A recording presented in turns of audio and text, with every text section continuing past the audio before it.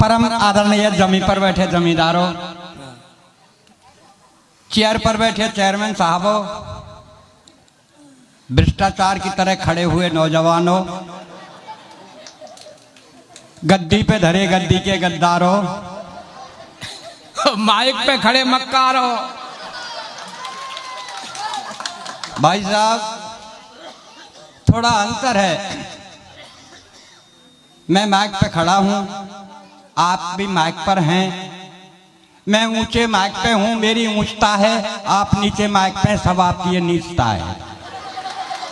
और ब्यास जी सुनो, मैं मक्कार हूं, आप नीचे माइक पे हैं। मैं मक्कार हूं तो आप मक्कारी हैं, मैं बीमार हूं तो आप बीमारी हैं, मैं नर हूं तो आप नारी हैं। भैया मुझे तो सच कह रहा हूं, तू नर है।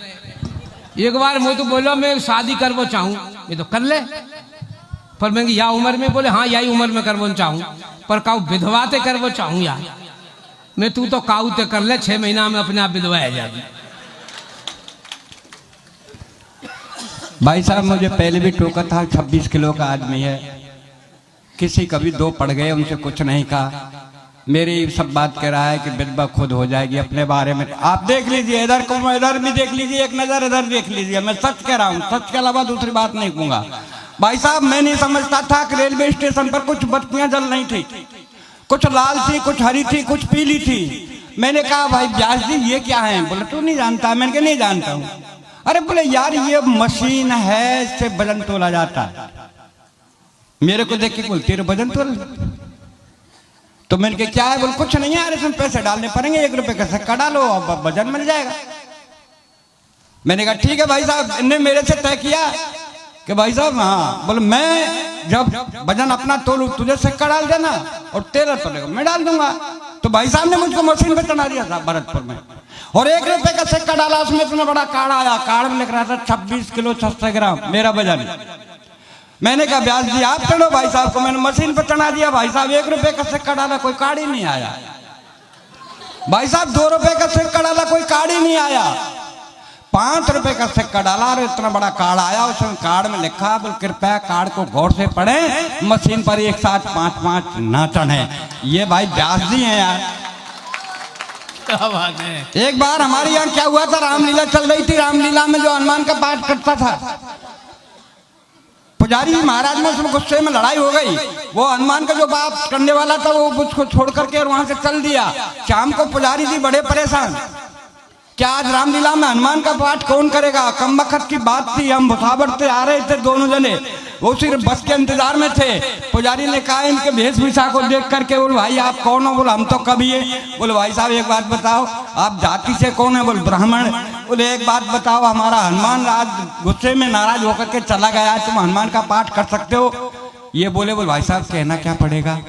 बोल कुछ नहीं, आपको एक लाइन कहनी पड़ेगी, जब रावण आएगा तो उसे ये कह देना कि हे लंकेश्वर रावण मुझे नहीं जानता है, मैं अंजनी पुत्र पवन सुत हनुमान हूं, बस यही लाने है। बोल हाँ बोल कह दूंगा। बोले एक बता क्या देगा? बोल भाई साहब आपको हम 100 रुपए देंगे। और बोल खाने को? बोल खीर और पुआ।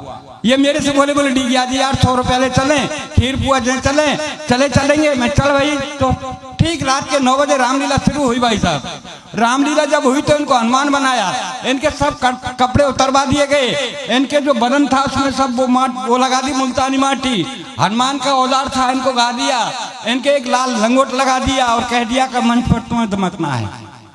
जैसे ही भाई साहब मंच पर आए, इधर से घूमे उधर से घूमे, आप जैसे श्रोता थे बोले हनुमान तो आज सही है। पहला हनुमान मुंबई जैसा था। जब रावण आया कारा कपड़ा 10 थी, तलवार हाथ में घूमता हुआ आया। बोले ओ बंदरी के बच्चे, ये बोला ना था मैं तो सोमदत्त व्यास हूं। अरे बोले तू कैसे आए हो? बोले मेरी किस्मत और खीर पुआ ले आए नहीं, मैं ना आ रहा साहब। बोल तू कहाँ का है? बोल मैं तो भरतपुर को हूँ साहब। ये ऐसे सोमदत्त व्यास जी हैं, मैं बहुत सीधा साधा कवि हूँ साहब। अभी तो ये मेरे को और छेड़ेगा मानेगा नहीं। मैं एक बात बड़ा करना चाहता हूँ लीलाधर जी की स्मृति में। स्ट्रक्चर देखो, छेड़वे लाग स्ट्रक्चर है। अगले की शादी नहीं है रही, बहुत परेशान। मुझे बोला आज मेरे बयाना है काकरू में निर्मल बाबा के यहाँ चले जा। निर्मल बाबा के यहाँ गए, बोले मेरी शादी ना है रही महाराज। बोले जेब में कौन की फोटो है बता।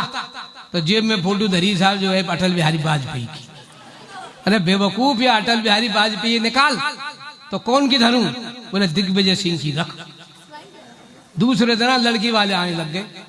जैसे ये देखा पूरा ये लाड़वा जो दिख रहा है तुम्हें, मोहनजोदड़ो से निकाल के लाए है? तो लड़के वाले ने पूछा कि साहब क्या बात है, लड़का देख लिया? बोले हमने तो देख लिया, अब कहो डॉक्टर को दिखाओ। एक बार बता दूं सर, ये जो संचालन औकात हम कवियों के बताता है, यही बताता है, घर पर इसकी कोई औकात नहीं है। मैं सच कह रहा हूँ, बिल्कुल औकात नहीं है घर में इसमें। मैं पहले कह चुका हूँ भैया, मेरी औकात देते गई है। पत्नी आई, मैंने बड़ी जोर से गई, मैं चल बिस्तर लगा। पत्नी ने बिस्तर लगा दिया। मैंने गर्म पानी कर, बोले काल नहीं करी तो वरना में ठंडे पानी से नहा लो। वैसे अपनी औकात मैं और बताता हूँ, असली औकात तो मैं एक दिन के घर पहुंचा था, मुझे पता नहीं था इनके घर में गृह युद्ध चढ़ रहा है 1 सप्ताह से। जैसे ही मैं इनके नजर पड़ा, इन्होंने कहा घर में गृह युद्ध चढ़ रहा है और घरवाली मेरे से बात नहीं करती। अब बात बने तो कैसे बने। इन्होंने कहा आओ डी जी, मुझको बैठाया और घरवाली को आवाज लगाई, बोल शायद आज ये बातचीत शुरू हो जाए। इन्होंने आवाज लगाई, बोल बाबूलाल डीगी आए जरा इनको पानी पिलाना। तो घरवाली गुस्से में थी, वो बोली बोल बुरा क्यों घड़ा में, ये तो कवि थे, बुद्धि पे काम लिया जब पानी गाने नहीं आई। अरे बोल घड़ा कहाँ है? घरवाली बोली रसोईया में। अरे बोल रसोईया कहाँ है? बोल घर में। अरे बोल घर कहाँ है? के गांव में। बोल गांव कहाँ है? के पंचायत में। बोल पंचायत कहाँ है? के तहसील में। बोल तहसील कहाँ है? के जिले में। अरे बोल जिला कहाँ है? के प्रांत में। अरे बोल प्रांत कहाँ है? के भारत में। अरे बोल भारत कहाँ है? के एशिया में। अरे बोल एशिया कहाँ है? के संसार में। अरे बोल संसार कहाँ है? के पानी में। बोल पानी कहाँ है? के बूरे क्यों घड़ा में लादर पे बादे या की औकात है साहब ब्याल जी की। मैं बढ़िया बढ़िया बढ़िया 4 पंक्ति पढ़ रहा हूँ। स्वागत है, पढ़ो। लीलाधर जी की स्मृति में फिर अपनी औकात पर आ जाऊंगा। जो अपनी औकात है साहब, कि किसी की याद में लोग दीप जलाते हैं, किसी की याद में लोग दीप जलाते हैं, किसी की याद में गीता कुरान पढ़ाते हैं। और हम करें किससे शिकायत श्री लीलाधर जी, आपकी याद में आज ये बस्ती वाले आंसू बहाते हैं, आंसू बहाते हैं, आंसू बहाते हैं। रोते खुद रुलाते हैं आंसू और दिल का भेद बताते हैं आंसू। अरे ये बस्ती वाले लीलाधर जी रोकना तो बहुत चाहते हैं, पर अब ये नहीं रोक पाते हैं आंसू, रोक नहीं पाते हैं ये आंसू। लीजिए साहब, मैं हंस का कवि हूँ, हंस की बात करूंगा, हंस के अलावा दूसरी बात नहीं करूंगा। और जो बात कहूंगा सच कहूंगा। आज जब मैं सुबह मेरे घर से चला, मेरी धर्मपत्नी ने कहा कहाँ जा रहे हो? मैंने कहा उत्तर प्रदेश जा रहा हूँ। बोल ठीक, चले जाना, थोड़ा सा डिनर कर जाना। अरे मैंने कहा पगली डिनर तो शाम के भोजन को कहते हैं। घरवाली बोली शाम को दलिया तो है ही, और खासकर तेरे लिए रखा है। मैंने कहा क्यों? बोल रहा था इसमें कुत्ता मुंह देगा, मुझे फेंकना पड़ता है, इसलिए आपके डिनर ही कर दिया। भाई साहब वेर बस अड्डे पे आया, कंडक्टर बुरी तरह चल रहा, बाबा कहाँ जाएगा, बाबा कहाँ जाएगा? मैंने गुस्से में कह दिया स्वर्ग जाऊंगा, ले चलेगा क्या?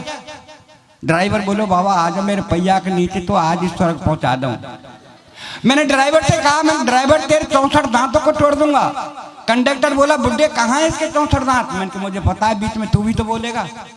तो 32 तेरे और 32 आके है 64 दांत। भाई साहब बस में बैठा, आदरणीय व्यास जी उसी बस में थे।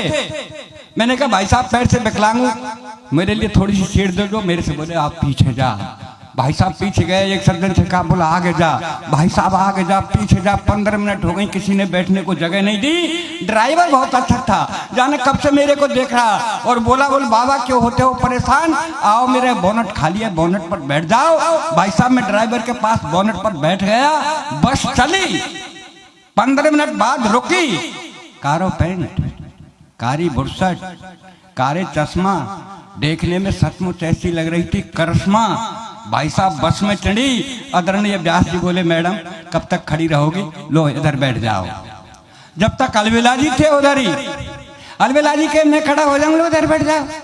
मैंने कही चोरे बुढ़ापे हमारी बेट तो बाबा आगे जा, बाबा पीछे जा। लेकिन साहब सच बताता हूँ वो किसी के पास नहीं बैठी और धीरे धीरे आके मेरे ही पास बैठी।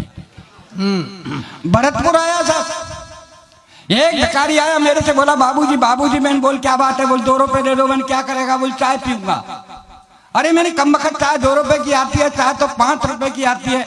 अगर मेरे से मांगता तो 5 रुपए मांगता। भाई साहब भिखारी का जवाब देखिए। भिखारी हाथ जोड़ के मेरे से बोला बाबूजी जाके जैसी हैसियत होए हम बापे ऐसे ही पैसा मांगे। तो आदरणीय व्यास जी थे। मैंने तुरंत भिखारी से कहा मैंने भाई साहब इनसे ले ले। तो भिखारी ने व्यास जी को ऊपर देखा नीचे देखा और फिर हाथ जोड़ के मेरे से बोला बाबूजी। मैंने बोल क्या बात है? बोले ये खुदा ही भिखारी सा लग रहा है हमको कहा देगो।